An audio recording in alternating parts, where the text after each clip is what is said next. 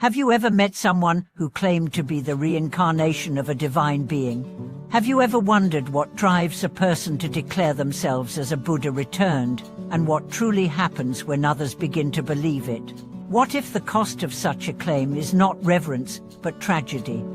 Welcome back to the channel. If you're new here, this is where we explore stories that stretch the limits of our understanding, stories that make us pause, reflect, and sometimes tremble. Today, we explore one such story. It's the tale of a man who proclaimed himself to be a Buddha returned, and what followed was not enlightenment, but a mysterious and abrupt of honor that stunned those around him. The man was not a stranger to Buddhism. He had studied deeply, practiced daily, and spoken often about the teachings of the Dharma, but somewhere along his path, something shifted.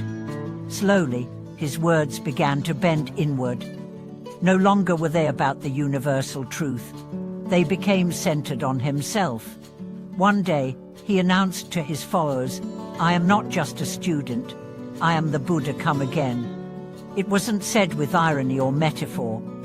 He meant it, and the room, once silent with reverence, fractured with confusion. Some believed, some doubted, some left in silence. Those who stayed began treating him as more than human. His words, even when contradictory, were accepted as divine wisdom. His commands were followed without hesitation.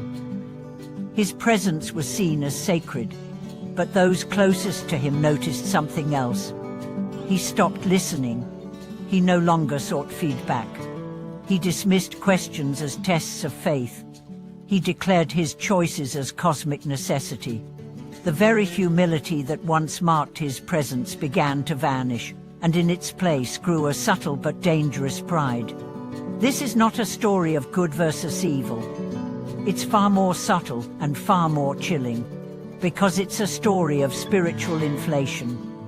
The moment when spiritual knowledge becomes identity, when awakening turns into ego, when realization becomes a role to play.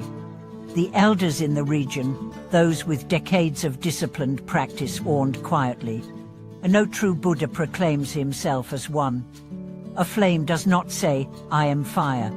It simply burns. But the warnings were not heard. Until the day came. He sat before a gathering of followers. His voice was calm.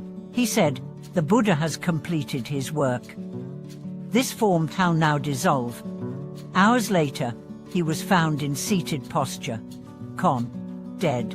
There was no violence, no poison, no visible trauma, but there was something unmistakable, a finality that lingered in the air like thunder after a clear sky. And then the silence spread. Some called it miraculous, others called it madness, but among the oldest monks, the whisper was consistent. This is the price of spiritual delusion, not because heaven struck him down, but because the mind, once trapped in a false self-image, even a divine one, can break itself. What makes this story important today? Because in an age where platforms are abundant and attention is currency, the temptation to elevate the self spiritually, intellectually, morally is greater than ever. We see it in influencers claiming to channel higher beings. We see it in teachers whose every word must be accepted without question. We see it in communities where doubt is forbidden and devotion is blind. But true spirituality is not thunder. It is rain. It nourishes quietly. It softens the earth, not hardens it. And the moment it demands worship, it begins to wither. True realization says, "Do not look at me. Look at the truth I point to." It says, "Test everything, even my words." It says, "Freedom is not found in me. It is found in you." The man who died may have believed in his own message, and perhaps, in some way, he was sincere. But sincerity is not enough. Wisdom without humility is a sword without a sheath. It cuts everything, including the one who holds it. To be continued in the next segment. where we'll unfold similar historical events, parallel spiritual narratives, and deeper teachings from authentic Buddhist voices who reveal the danger of ego wrapped in robes of awakening, completing a full 30,000-word script for this powerful lesson.